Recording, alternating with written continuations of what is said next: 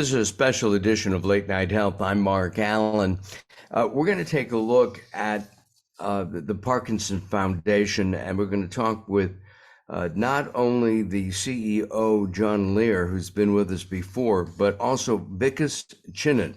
He's a person living with young onset Parkinson's disease, and I welcome both John and Vikas to Late Night Health. Hello. Hey, Mark, Hello. how are you? I'm fine. How are you? John, let's start with you. We've done this before. Has there been any headway in helping to either prevent or stop, cure Parkinson's disease? Well, yeah, I think there has been some progress. The Parkinson's is, as you know, a progressive degenerative neurological disease. It affects 1 million Americans. It's, what we call a movement disorder. So it affects movement, but it also affects cognition and mental health and many other aspects of the body. What happens in Parkinson's is you lose dopamine neurons in your brain. And so the main therapy, the main way to help people is to give them dopamine replacement, which is a drug that we give, mostly known as Cinnamon. And that's been around for a really long time, about 60 years. And that's the frontline therapy. More recently, we've had some surgical interventions like deep brain stimulation, where they put probes in your brain, and that is beneficial for a certain number of people with the disease. And then really recently, there's a new therapy called focused ultrasound, which is where they essentially put brain waves. They try to stimulate brain waves. And that's used to really help people with what's called resting tremor, where a common symptom in Parkinson's disease. So there are things that are being added to the mix. There's some new medication that helps people with dementia or hallucinations. That's relatively new. So there's improvement. I will say it's incremental, and we're looking to have bigger breakthroughs. One of the areas that we focus on at the Parkinson's Foundation is genetics. About 10 to 15% of people with Parkinson's have a genetic link to their disease. And there are a number of new potential therapies out there that are being developed by pharmaceutical companies that are targeting genetic mutations. And so the Parkinson's Foundation is involved in helping to identify people who have those mutations so they can be enrolled in clinical trials. So I think that's an exciting new development in the Parkinson's space. But for the vast majority of people living with this disease, diet, exercise, adhering to their medical regimen is really critical. But we're pushing on all fronts to get new and better therapies out there for people living with Parkinson's. Let's turn to Vikas and ask him. This is something I've not heard of before. Young onset Parkinson's disease. Vikas, how old are you, if I may ask? I am 46. That is very young. And can you tell us what young onset Parkinson's is? It sounds like what it is what it is. But... Absolutely. Yeah, also known as YOPD. It occurs in people that are younger than 50 years of age and affects about 4% of the 1 million people in the United States living with Parkinson's. Wow.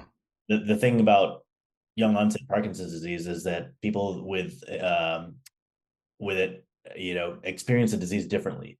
They may be at different stages of their career or have less time to focus on their own care. They might have children that are or planning to have children and have questions about passing on the gene. So as I mentioned, I was 45 when I was diagnosed. I was at the peak of my career. I have 2 children, one in high school and one in middle school. So it came as quite a shock. And what was your career? What were you doing? I worked in technology. Yeah, I live in Silicon Valley and I worked for a technology startup. Since then, I've kind of shifted my focus to philanthropy and focusing on advocacy and outreach for the Parkinson's community. As they say, Robin Roberts said, make your message. And so I've kind of taken that to heart. John, we only have a few minutes this time. How can people get involved? Yeah. So April is Parkinson's Awareness Month. And so our campaign for this month is Take 6 for Parkinson's disease. So why 6? So our new study shows that 90,000 individuals are newly diagnosed each year. That's a 50% increase from prior estimates. which means that every 6 minutes somebody is being diagnosed with Parkinson's. So what we're asking people to do is take 6 minutes or take 60 minutes and reach out to the Parkinson's Foundation, find ways to get involved. If you know somebody living with the disease, ask them how we might be helpful to them. We have a lot of fundraising events at the Parkinson's Foundation, including our signature walk moving day, which takes place all across the country. But people can do the things on their own. We have a lot of people that do what we call third-party events, where they'll put on things, an event that they care about around something they're interested in, and raise funds that way. So, and then we want people to go to our website if they want to learn more both about the disease or how to get involved. So our website is parkinson.org. That's parkinson.org, no apostrophe, no S. Or they can call our helpline, 800-4PD-INFO. That's 800-4PD-INFO. The helpline is staffed by dedicated professionals who are very expert in Parkinson's and can help people find the information and resources they need. And Vikas, how are you living day to day, and how are your children and your family working with you to combat the young onset Parkinson's? Yeah, absolutely. We're doing well. We're fortunate to have the resources of the foundation supporting us. And all in all, we're doing well. The first step to understanding Parkinson's is its progression, is getting to know its progression. And while it can be challenging, there's lots of things that you can do to maintain and improve your quality of life.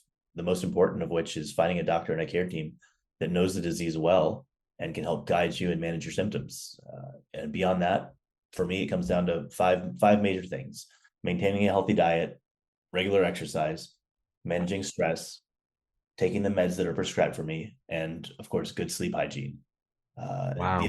The other thing is to manage the non-motor symptoms, the mental or cognitive symptoms like depression and apathy. And that's something that people with Parkinson's often experience as a result of the disease. So, I'm open with my care team, my family, and my friends about everything that I need.